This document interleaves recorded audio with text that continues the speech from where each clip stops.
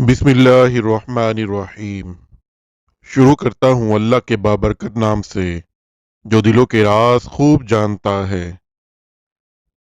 Video को शुरू करने से पहले आइए सब मिलकर हज़रत मोहम्मद सल्लल्लाहु अलैहि व आलिहि वसल्लम पर दरूद पाक का नजराना पेश करते हैं कि अल्लाह ताला ने कुरान मजीद में भी फरमाया है कि बेशक अल्लाह और उसके फरिश्ते नबी पर दरूद भेजते हैं, तो ए ईमान वालो तुम भी दरूदो सलाम भेजो।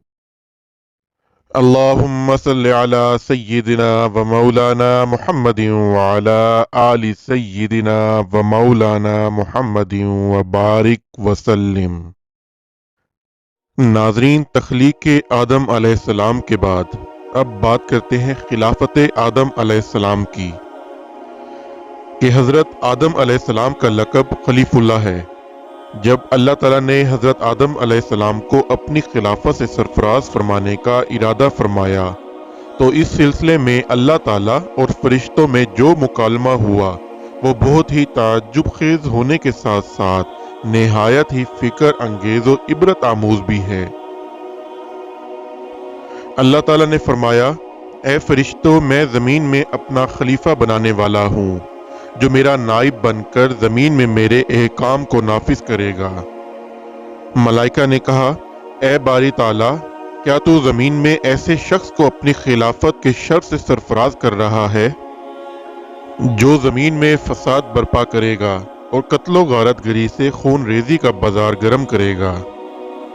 ए खुदावंदे ताला, इस शख्स से ज़्यादा तेरी खिलाफत के हकदार तो हम मलाइका की जमात है, क्योंकि हम मलाइका ना ज़मीन में फसाद पिलाएंगे ना खून रेजी करेंगे, बल्कि हम तेरी हम्दो सना के साथ तेरी सबूहियत का ऐलान और पाकी का बयान करते रहेंगे।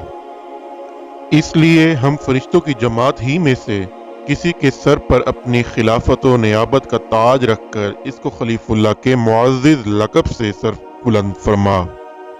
अल्लाह ताला ने फरमाया, ए फरिश्तों, आदम अलैहिस्सलाम के खलीफा बनाने में जो हिकमतें हैं उनको मैं ही जानता हूँ। तुम ग्रोहे मलाइका इन हिकमतों को नहीं जानते। फरिश्ते बारी ताला के इस इरशाद को सुनकर अगरचे खामोश हो गए, मगर उन्होंने अपने दिल में ये ख्याल छुपाए रखा कि अल्लाह ताला ख्वाह किसी को भी अपना खलीफा बना दे, मगर वो फजलो कमाल में हम फरिश्तों से बढ़कर ना होगा, क्योंकि हम मलाइका फजीलियत के लिहाज से जिस मंजिल पर हैं वहां तक किसी मखलूक की भी रसाई ना हो सकेगी। इसलिए फजीलत के ताजदार बहरहाल हम फरिश्तों की जमात ही रहेगी। इसके बाद अल्लाह ताला ने हज़रत आदम अलैहिस्सलाम को पैदा फरमाकर तमाम छोटी बड़ी चीज़ों का इल्म इनको अता फरमा दिया। इसके बाद फिर अल्लाह ताला और मलाइका का हस्बे ज़ेल मुकालमा हुआ। अल्लाह ताला ने फरमाया, ए फरिश्तों, अगर तुम अपने इस दावे में सच्चे हो कि तुमसे अफजल कोई दूसरी मखलूक नहीं, तो तुम तमाम इन चीज़ों के नाम बताओ जिनको मैंने तुम्हारे पेशे नज़र कर दिया है। मलाइका ने जवाब दिया, ए अल्लाह ताला, तू हर नुक्सो ऐब से पाक है। हमें तो बस इतना ही इल्म है जो तूने हमें अता फरमा दिया है, इसके सिवा हमें और किसी किस्म का कोई इल्म नहीं है। हम बिल यकीन ये जानते हैं और मानते हैं कि बिला शुबा इल्म व हिकमत का खालिक व मालिक तू, सिर्फ तू ही है।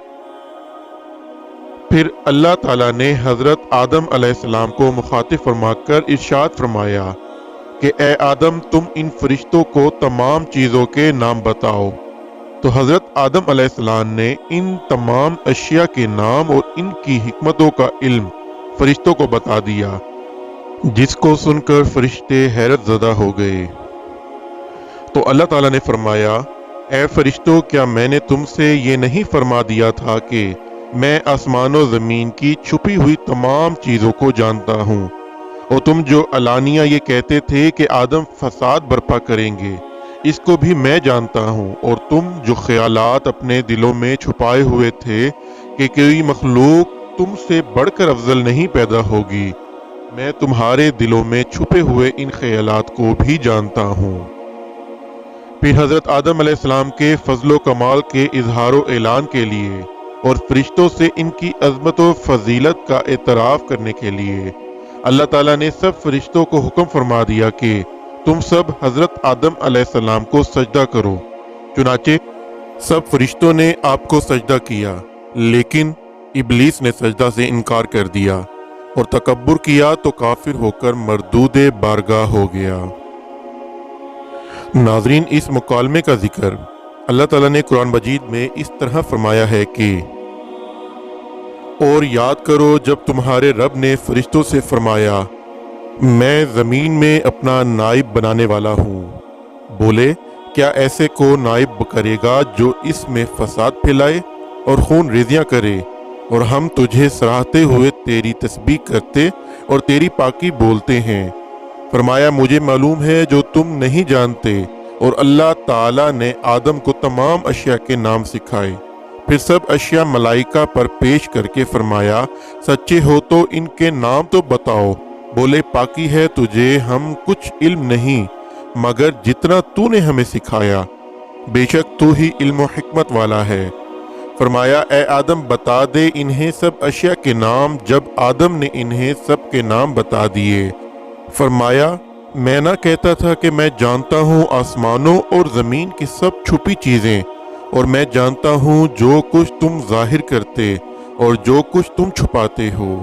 اور یاد کرو جب ہم نے فرشتوں کو حکم دیا کہ اے آدم کو سجدہ کرو تو سب نے سجدہ کیا سوائے ابلیس کے، منکر ہوا اور غرور کیا اور کافر ہو گیا۔ ناظرین، ان آیات کریمہ سے کچھ اسباق ملتے ہیں۔ نمبر 1 کہ اللہ تعالیٰ کی شان فعال لما یرید ہے، یعنی وہ جو چاہتا ہے کرتا ہے، نہ کوئی اس کے ارادہ میں دخل انداز ہو سکتا ہے، نہ کسی کی مجال ہے کہ اس کے کسی کام میں چون چرا کر سکے۔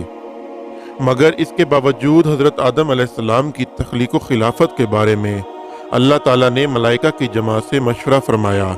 اس میں یہ ہدایت کا سبق ہے کہ باری تعالیٰ جو سب سے زیادہ علم و قدرت والا ہے اور فعال مختار ہے، جب وہ اپنے ملائکہ سے مشورہ فرماتا ہے تو بندے جن کا علم اور اقتدار و اختیار بہت ہی کم ہے تو انہیں بھی چاہیے کہ وہ جس کسی کام کا ارادہ کریں تو اپنے مخلص دوستوں اور صاحبان عقل ہمدردوں سے اپنے کام کے بارے میں مشورہ کر لیا کریں، یہ اللہ تعالیٰ کی سنت اور اس کا مقدس دستور ہے۔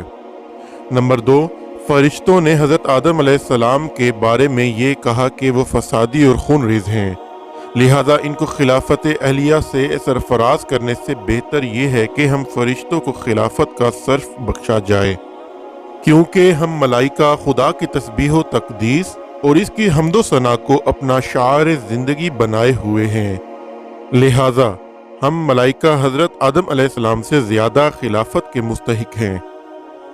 اسی لیے اللہ تعالیٰ نے فرشتوں کے جواب میں فرمایا کہ میں جو جانتا ہوں اس کو تم نہیں جانتے، اور فرشتے یہ سن کر خاموش ہو گئے۔ اس سے یہ ہدایت کا سبق ملتا ہے کہ چونکہ بندے خداوند تعالیٰ کے افعال اور اس کے کاموں کی مصلحتوں اور حکمتوں کو نہیں جانتے، اس لیے بندوں پر لازم ہے کہ اللہ تعالیٰ کے کسی فعل و تنقید و تبصرہ سے اپنی زبان کو روک کے رکھیں، اور اپنی کم عقلی کا اعتراف کرتے ہوئے یہ ایمان رکھیں اور زبان سے اعلان کرتے رہیں کہ اللہ تعالیٰ نے جو کچھ کیا اور جیسا بھی کیا بہرحال وہی حق ہے، اور اللہ تعالیٰ ہی اپنے کاموں کی حکمتوں کو خوب جانتا ہے جن کا ہم بندوں کو علم نہیں ہے۔ ناظرین، اسی دعا کے ساتھ اپنی ویڈیو کا اختتام کرتے ہیں کہ اللہ ہمیں سیدھا راستہ دکھائے، ہم پر اپنا رحم فرمائے اور ہمارے والدین کا سایہ ہمیشہ ہم پر سلامت رکھے۔ آمین۔ اللہ حافظ۔